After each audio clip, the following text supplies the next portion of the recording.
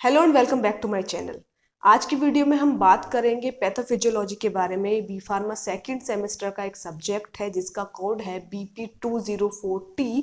इसमें हम unit first का एक टॉपिक कवर करेंगे जो है कि सेल इंजरी के बारे में हम पढ़ेंगे। उसका इंट्रोडक्शन क्या होता है उसके बारे में आज हम बात करेंगे और हम पढ़ेंगे definition of pathophysiology, introduction of pathophysiology. तो चलिए बताते हैं इंट्रोडक्शन क्या है पैथोफिजियोलॉजी का और सेल इंजरी होती क्या है।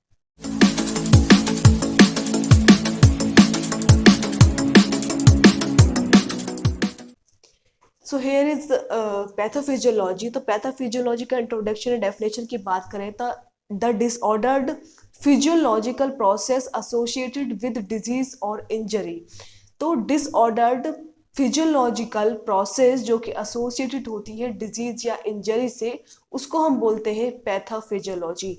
It is a convergence of pathology with physiology, यानी कि आप कह सकते हो पैथोफिजियोलॉजी सिमिलर दोनों चीजें चलती हैं। पैथोफिजियोलॉजी में pathology and physiology similarly work करती है, या फिर हम कह सकते हैं is the study of the disordered physiological process. या फिर पैथोफिजियोलॉजी क्या है? एक स्टडी है डिसऑर्डर्स फिजियोलॉजिकल प्रोसेस की जो कॉज करती है या रिजल्ट फॉर्म करती है और are otherwise associated with a disease और इंजरी, जो कॉज कर सकती है डिजीज या इंजरी, या फिर एज ए रिजल्ट जो ऑब्टेन आउट होगी वो डिजीज या इंजरी ऑब्टेन आउट होगी, या फिर रिलेट करती है, एसोसिएटेड है किसके साथ? डिजीज या इंजरी के साथ।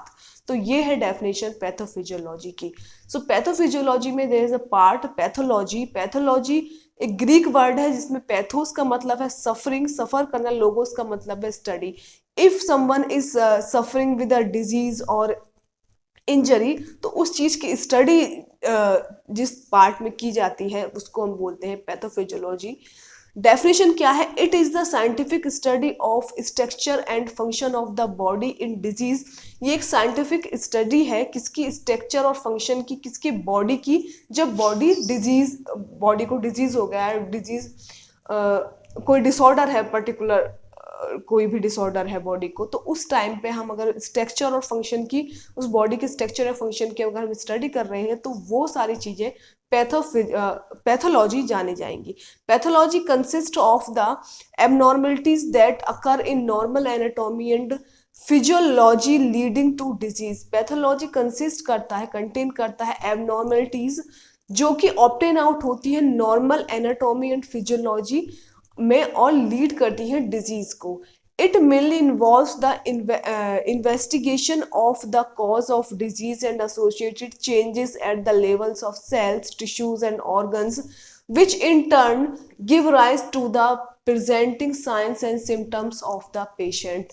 तो it mainly इन्वॉल्व करता है क्या? इन्वेस्टिगेशन किसका इन्वेस्टिगेशन कि कॉज क्या है, कारण क्या है डिजीज का, और एसोसिएटेड होता है चेंजेस एट द लेवल्स। और कौन से चेंजेस पर एसोसिएट होता है कि जो डिजीज हमको हो चुकी है या डिजीज से जो बॉडी हमारी सफर कर रही है उस ड्यूरेशन में चेंजेस क्या हो रहे हैं, सेल लेवल्स में क्या चेंजेस हो रहे हैं, टिश्यूज में क्या चेंजेस हो रहे हैं, ऑर्गन्स में क्या चेंजेस हो रहे हैं, which in turn give rise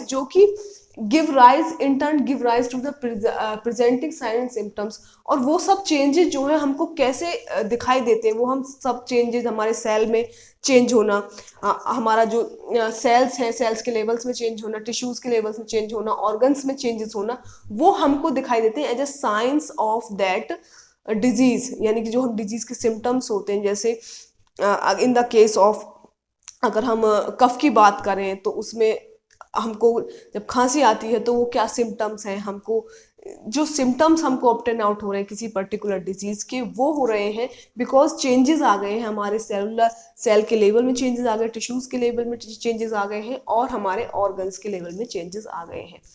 तो ये बेसिकली पैथोलॉजी होती है।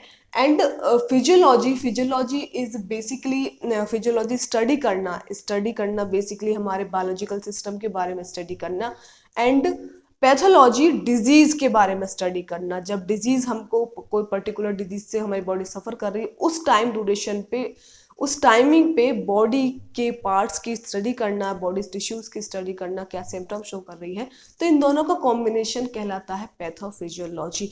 तो यही सब्जेक्ट है आपका आपको पूरे सब्जेक्ट में यही पढ़ना है कि बॉडी हमारी किस तरह से वर्क करती है while body suffering from any particular disease, तब उसके टिश्यूज, उसका सिस्टम कैसे वर्क कर रहे हैं.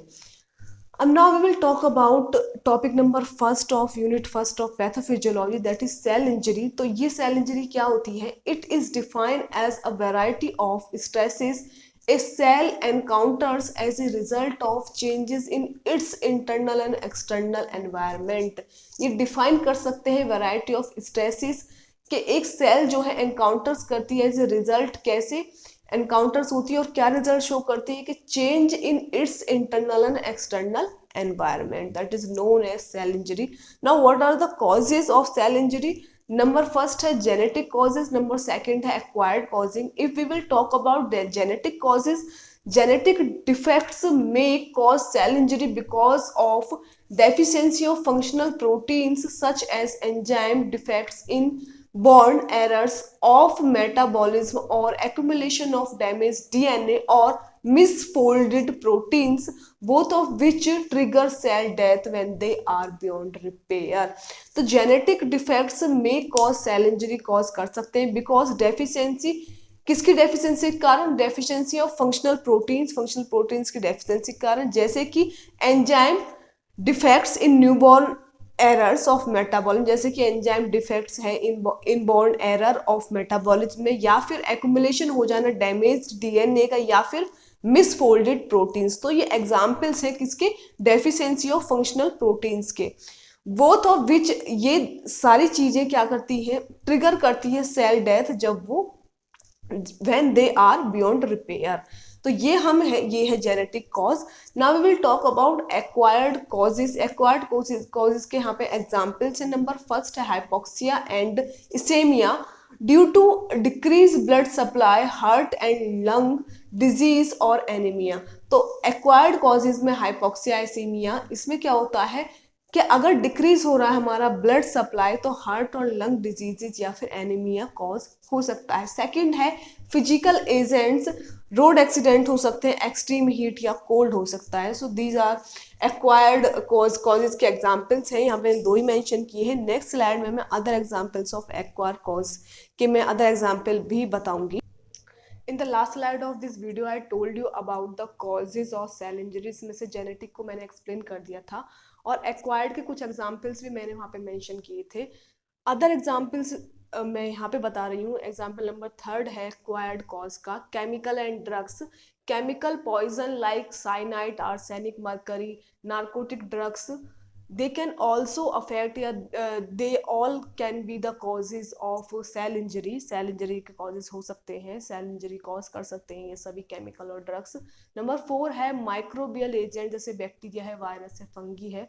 नंबर 5 है इम्यूनोलॉजिकल एजेंट जो कि यूज किए जाते हैं auto immune disorders.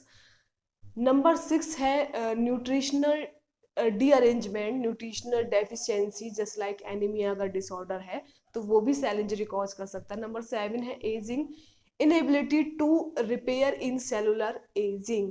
So these all are the causes, these all are the type of acquired causes of cell injury.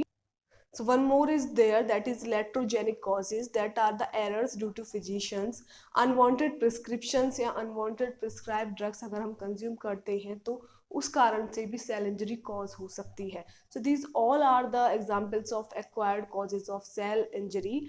आगे मैंने सेल इंजरी के बारे में कुछ पॉइंट्स और लिखे हैं, जैसे कि सेल इंजरी या फिर डैमेज कैन बी रिवर्सिबल और irreversible depending on the extent of injury. The cellular response may be adapted. तो if we will talk about the types of cell injury, जैसे मैंने आगे भी मेंशन किया है, they are basically 2 types of cell injury, reversible cell injury and irreversible cell injury. तो यहाँ पर उन्हीं चीज़ों के बारे में बात हो रही है कि सेल इंजरी या डैमेज रिवर्सिबल या इरिवर्सिबल हो सकता है. ये डिपेंड करेगा एक्सटेंट ऑफ इंजरी, इंजरी के एक्सटेंट पर. और द सेलुलर रेस्पॉन्स में बी अडेप्टेड, जो सेलुलर रेस्पॉन्स जो है वो अडेप्टेड हो सकता है. आगे cell death occur when the severity of the injury exceed the cell's ability to repair itself. Cell death कब अकर होती है? जबकि severity of the injury exceed the cell ability, severity of the injury exceed कर देती है cell ability को to repair it cell, खुद को रिपेयर करने के लिए, तब सेल डेथ ऑब्टेन आउट होती है। So we will talk about the definition of cell injury in simple word में। अगर हम उसको डिफाइन करना चाहें तो बेसिकली अगर सेल के इंट्रा या एक्स्ट्रा एनवायरनमेंट में, इंट्रा सेलुलर या एक्स्ट्रा सेलुलर एनवायरनमेंट में कोई भी चेंजेस होते हैं तो वो ऑब्टेन आउट कर सकते हैं सेल इंजरी, उसके कारण से सेल इंजरी ऑब्टेन आउट हो सकती है। अब वो चेंजेस किसी भी कॉज से हो सकते हैं, जैसे कॉज मैंने एग्जांपल्स बताए हैं, केमिकल हो सकता है, माइक्रोबियल एजेंट्स के कारण हो सकता है, न्यूट्रिशनल डी अरेंजमेंट के कारण हो सकता है, एजिंग के कारण हो सकता है। तो उस सेल के इंट्रा या एक्स्ट्रा सेलुलर एनवायरनमेंट में चेंजेस होने के कारण सेल इंजरी कॉज हो सकती है। और सेल इंजरी का टाइप रिवर्सिबल होगा, रिवर्सिबल होगा, वो डिपेंड करेगा कि सेल इंजरी का टाइम ड्यूरेशन कितना है, एक्सटेंड कितना कर रही है वो। तो यही सब चीजें हमको पढ़नी है सेल इंजरी में।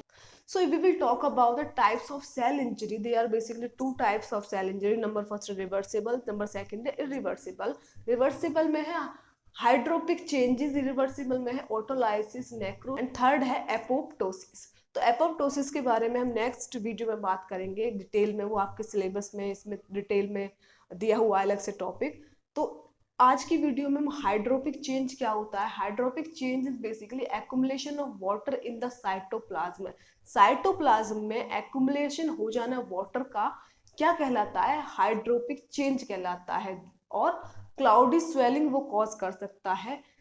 नेक्स्ट इसमें है appears when cells are incapable of maintaining ionic and fluid homeostasis. Homeostasis का मतलब है, होमोस्टेसिस पे मैंने एक वीडियो भी अपलोड की हुई है, उसका लिंक मैं प्रोवाइड करा दूंगी। Homeostasis basically all about the balancing, so balancing of our biological system, body fluids. तो अपीयर, ये सब हाइड्रोपिक चेंजेस कब अपीयर होते हैं, जब सेल्स जो होती है इनकेपेबल होती है क्या करने के लिए, मेंटेन करने के लिए आयनिक एंड फ्लूइड होमोस्टेसिस, आयनिक और फ्लूइड होमोस्टेसिस को मेंटेन करने के लिए इनकेपेबल जब हो जाती है सेल, तो तब हाइड्रोपिक चेंज होता है। It is the first manifestation of almost all forms of cell injury. जितने भी टाइप की सेल इंजरी होती है उसका सबसे पहला स्टेप जो है यही होता है, हाइड्रोपिक चेंज, यानी कि accumulation of water in cytoplasm. Next इसमें है this is a reversible cell injury due to impaired regulation of sodium and potassium on cell membrane। तो ये एक रिवर्सिबल सेल इंजरी है, as we all know reversible cell injury का part है ये। और ये क्यों होता है, ड्यू टू impaired रेगुलेशन का, किसका, सोडियम और पोटेशियम का, किस पर, सेल मेम्ब्रेन पर, उस कारण से ये होता है। Now we will talk about the second one, irreversible cell injury में ऑटोलाइसिस। ऑटोलाइसिस का मतलब होता है सेल्फ डाइजेशन। तो disintegration of the cell by its own hydrolytic enzyme liberated from the lysosome। अगर किसी भी सेल का डिग्रेडेशन हो जाना, किसके द्वारा हो जाना, उसके खुद के हाइड्रोलाइटिक एंजाइम्स जो कि लिबरेट हो रहे हैं लाइसोसोम से, उससे डिग्रेडेशन हो जाना उस सेल का, क्या कहलाता है, ऑटोलाइसिस कहलाता है। द नेम इंडिकेट ऑटो, यानी कि खुद, लाइसिस माने डाइजेशन हो जाना, तो वो क्या कहलाता है, ऑटोलाइसिस होता है। अब हाइड्रोलाइटिक एंजाइम्स बेसिकली क्या होते हैं, हाइड्रोलाइटिक एंजाइम्स हम लाइसोसोम से प्रेजेंट होते हैं और बेसिकली वो सिंपल फॉर्म्स में ब्रेक डाउन करने का काम करते हैं, लिपिड्स, कार्बोहाइड्रेट, इन सब चीज़ों को सिंपल फॉर्म में कन्वर्ट करते हैं। नेक्स्ट है rate of autolysis depends on the amount of hydrolytic enzyme present in these lysosome example cells of. अच्छा, अब ऑटोलाइसिस का रेट क्या है, कितने रेट से डिसइंटीग्रेशन हो रहा है सेल का उसके खुद के हाइड्रोलाइटिक एंजाइम से, वो डिपेंड करता है कि लाइसोसोम्स में कितने amount of hydrolytic enzyme present है। जैसे कि अगर हम बात करें सेल्स ऑफ पेनक्रियाज की, तो उनकी लाइसोसोम्स में हाइड्रोलाइटिक एंजाइम अधिक मात्रा में प्रेजेंट होता है इन कंपैरिजन टू किसी भी फाइब्रस टिश्यू के कंपैरिजन अगर हम करें तो फाइब्रस टिश्यू में कम प्रेजेंट होता है, तो वहां पे रेट ऑफ ऑटोलाइसिस कम होगा फाइब्रस टिश्यू में। वहीं सेल्स ऑफ पेनक्रियाज की सेल्स है उसमें रेट ऑफ, आप कह सकते हो, ऑटोलाइसिस ज्यादा होगा। अब है नेक्रोसिस। नेक्रोसिस का क्या है, localised area of cell death followed by degradation of the tissue by the hydrolytic enzymes. तो localised area of cell death होता है जो कि फॉलो किया जाता है डिग्रेडेशन ऑफ टिश्यू के द्वारा बाय द हाइड्रोलाइटिक एंजाइम के द्वारा, and it is always a complement by inflammatory reactions. तो ये हो गई नेक्रोसिस। तो आज की वीडियो में हमने सेल इंजरी का बेसिक इंट्रोडक्शन, उसके कॉजेज और उसके टाइप हमने पढ़ लिए। नेक्स्ट स्लाइड में हम डिटेल में एपोप्टोसिस के बारे में पढ़ेंगे। So this is all about today's video. Hope you like this video. If you do then don't forget to like, comment, share, subscribe to my YouTube channel which is Farm Kitchen, and thank you very much for watching this.